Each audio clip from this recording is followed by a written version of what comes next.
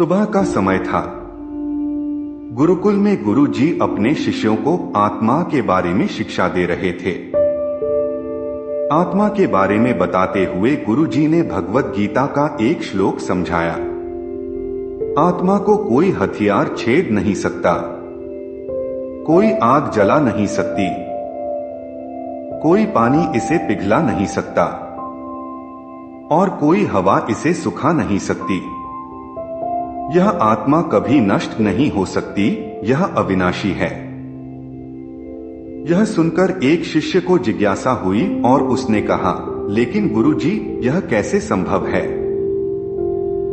यदि आत्मा का अस्तित्व है, यदि वह अविनाशी है, तो वह इस नाशवान शरीर में कैसे रहती है और वह हमें दिखाई क्यों नहीं देती? क्या सचमुच कोई आत्मा है? गुरुजी मुस्कुराए और बोले, बेटा, आज तुम रसोई से एक कटोरी दूध ले आओ और अपने कमरे में सुरक्षित रखाओ। कल इसी समय कटोरा लेकर यहाँ आ जाना।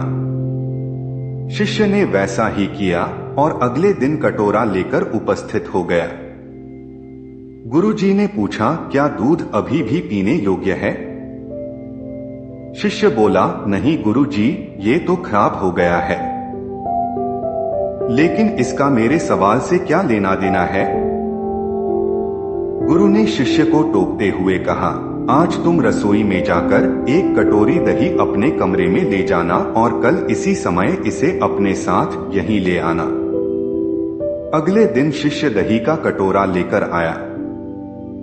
गुरुजी ने पूछा, क्या दही अभी भी खाने के लिए अच्छा है? शिष्य ने उत्तर दिया, हाँ गुरुजी, यह अभी भी ठीक है और अच्छी तरह से ठीक है। अभी इसको वापस अपने कमरे में रखो और कल तुम इसे फिर यहीं ले आना। गुरुजी ने आदेश दिया।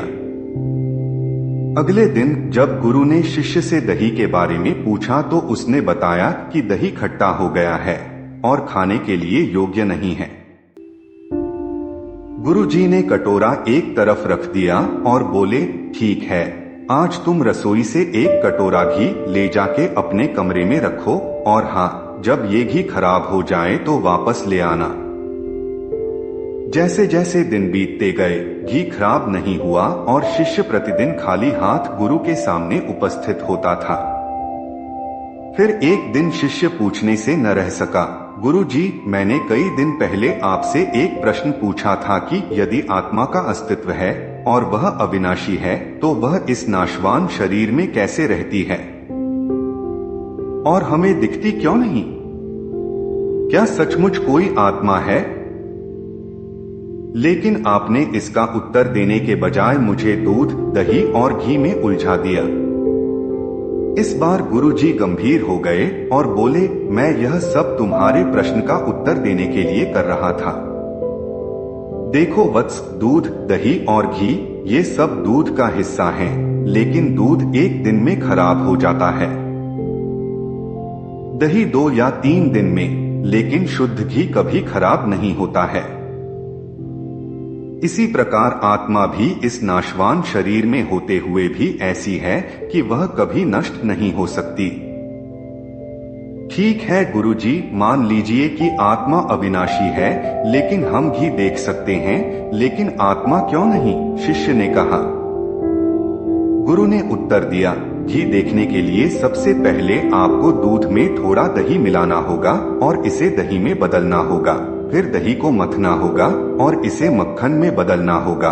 फिर कहीं जब मक्खन को सही तापमान पर घंटों तक पिघलाया जाएगा तो यह तैयार हो जाएगा, तभी घी बन जाता है। उसी प्रकार प्रत्येक मनुष्य को आत्मा का दर्शन या आत्म साक्षात्कार हो सकता है, लेकिन उसके लिए पहले इस दूध रूपी शरीर को भजन द्वारा शुद्ध करना होगा। फिर इस शरीर को कर्म मंथन द्वारा गरीबों और पीड़ितों की सेवा में मथ दिया जाता है। फिर इसे वर्षों तक साधना और तपस्या की अग्नि में तपाना पड़ता है, तभी आत्म साक्षात्कार संभव है। शिष्य को गुरु की बात अच्छी तरह समझ आ गई।